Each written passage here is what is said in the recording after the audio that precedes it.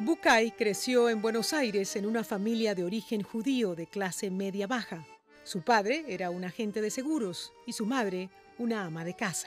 Aunque cuidaban cada centavo, en su hogar nunca faltó dinero para comprar libros. Eran los regalos que junto a su hermano recibían de su padre en las ocasiones especiales. Es lógico pensar que en una casa donde por un lado se amaban los libros y donde mi papá nos premiaba y nos compensaba siempre satisfaciendo nuestros deseos, los dos nos volviéramos buenos lectores y nos volviéramos amantes de la literatura, ¿no? Después de vender medias, trabajar en un circo y estudiar medicina, se decidió por el psicoanálisis. Cuando un paciente empieza un proceso terapéutico y empieza a revisar su historia, no la revisa para cambiar el pasado no se puede cambiar. La revisa para cambiar la manera en la cual lee ese pasado, para que le pueda ser más útil leerlo de la mejor manera. Esto es una terapia. La terapia ni cambia a las personas, ni cambia la historia, y yo creo que tampoco cambia el futuro, pero cambia la actitud que uno tiene respecto de su propia vida.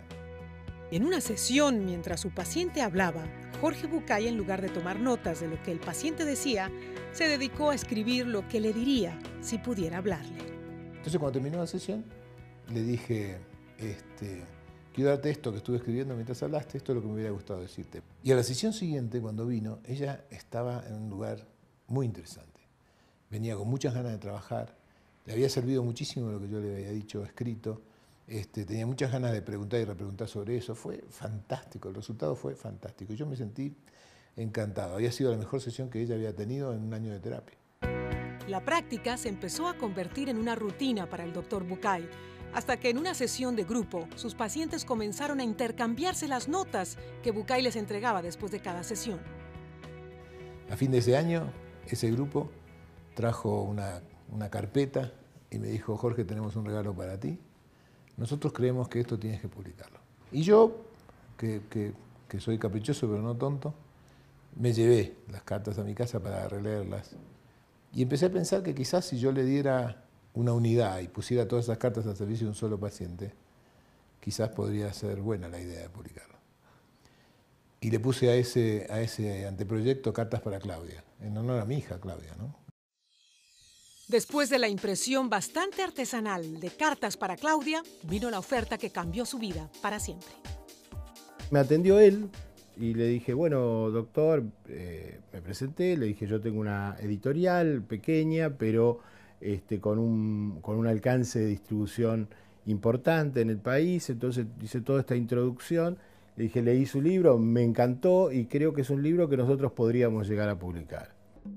Miguel Lambré, quien preside una de las editoriales más importantes de Argentina, lo buscó para publicar y distribuir sus libros a cambio de unas regalías.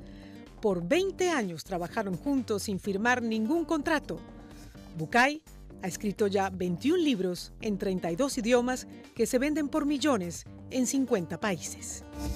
Dicen que por ahí alrededor de 5 millones de libros. Sí, yo siempre digo que si fueron 5 millones alguien se quedó con mi dinero, pero de todas maneras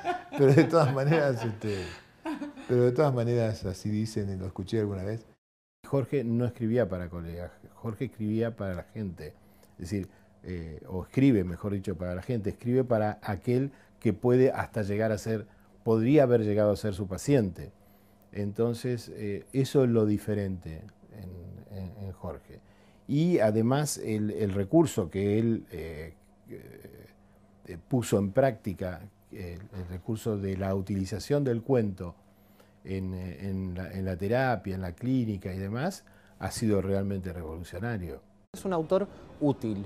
En el género, cuando utilizamos la autoayuda, la gente lo prejuzga. Y la verdad que es un libro autodidacta en el cual a veces uno, o en un profesional, o en un amigo, no encuentra una respuesta. Y quizás en la idea del género común, de una falencia común, llámese la pérdida de un ser querido, la dificultad en tener relaciones con otras personas, en simplemente tener una interacción con otras personas, le cuesta mucho poder hacerlo. Y él, a partir de su programa, abrió un abanico de posibilidades que implicó poder acercarse y perderle el miedo a un terapeuta, que es muy importante tener a alguien el cual te vaya guiando y te vaya, porque le quitó el prejuicio de que yo estoy loco, tengo que ir a terapia. No es así. ¿Y te lo soñaste algún día? No por Sí, esto que fue te digo. fortuito, esto fue... Es que yo no soy un escritor que de paso es terapeuta. Yo soy un terapeuta que escribe. ¿Pero hay alguna condición menor que puede ayudar leyendo Y puede un ser. libro de Bucay? Dímela.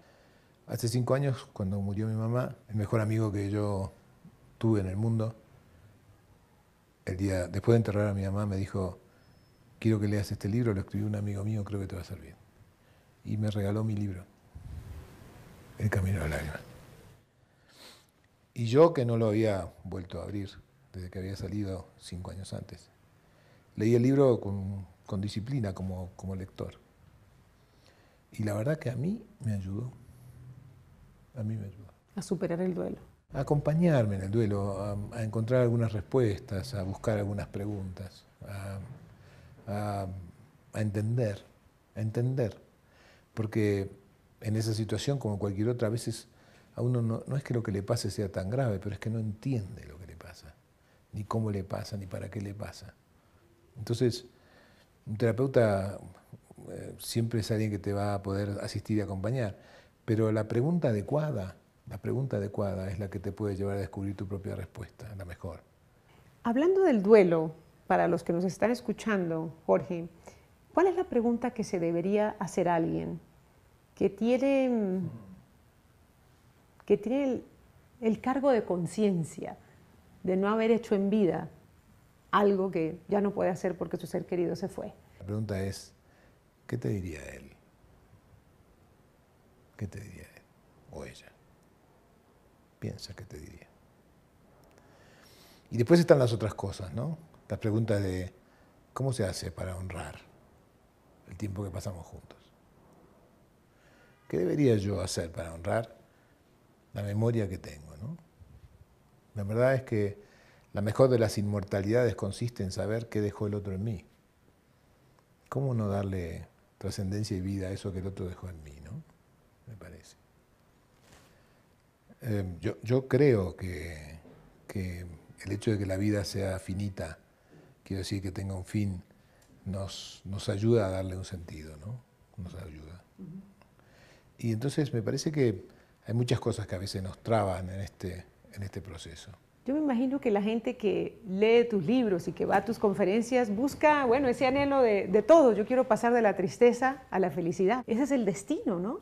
Puede ser. Al que queremos llegar, ¿no? La felicidad. Así como El Camino de las Lágrimas dice que yo no había pasado por ahí, en mi libro El Camino de la Felicidad, que tú leíste, si te acuerdas, en el prólogo dice: si usted ha comprado este libro pensando que aquí yo le iba a decir cuál es el camino de la felicidad, le aviso que yo no le voy a decir nada de eso, puede devolver el libro. Estoy hablando de la felicidad que consiste en la certeza de estar en el camino correcto. Y como comprenderás, eso no te lo puede dar nadie. Y cuesta mucho ser feliz. No, es imposible. No tienes ese poder. Yo creo que cada persona tiene 3 obligaciones en su vida. Y solo 3, ¿eh? No creo que hay más. Creo que lo demás son mentiras. Creo que hay 3 obligaciones. Creo que uno tiene la obligación de ocuparse de ser la mejor persona que uno puede ser.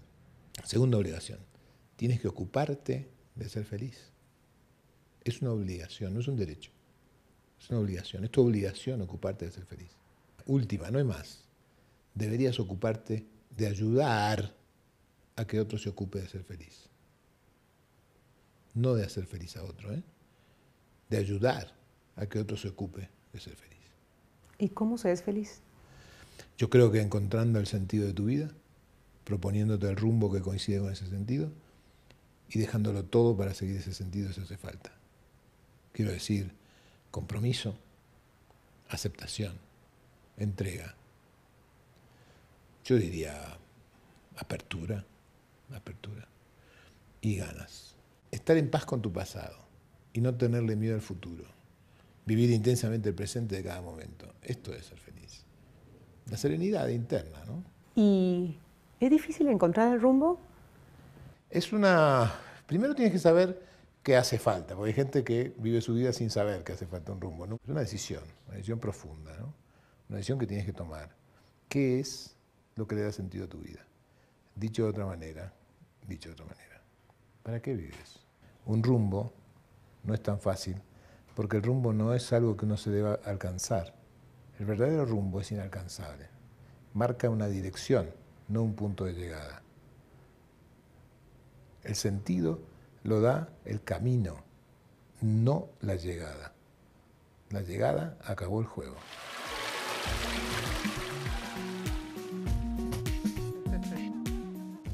Hay otro concepto que se lee mucho en tus libros y es el precio que hay que pagar por todo. ¿Qué significa el precio que hay que pagar por todo? Cuéntame. Proviene de una idea que tiene que ver con el concepto de lo que es la madurez. Cuando nosotros somos pequeños, creemos, y quizás con derecho, que tenemos derecho de recibir todo por nada. Dámelo porque yo lo quiero, dámelo porque estoy aquí, dámelo porque soy pequeño, dámelo porque no me lo puedo buscar. Cuando uno se vuelve un adulto, uno tiene que aprender que uno tiene que dar para recibir. Aprender que en realidad la vida es un intercambio, no de dinero, pero un intercambio. Y entonces, digo siempre que nada que sea bueno es gratis, como queriendo decir que hay algunas cosas que no son tan buenas que quizás nos lleguen gratuitamente. Pero creo que todas las cosas buenas que tenemos uno debería estar dispuesto a pagar un precio para tenerlas.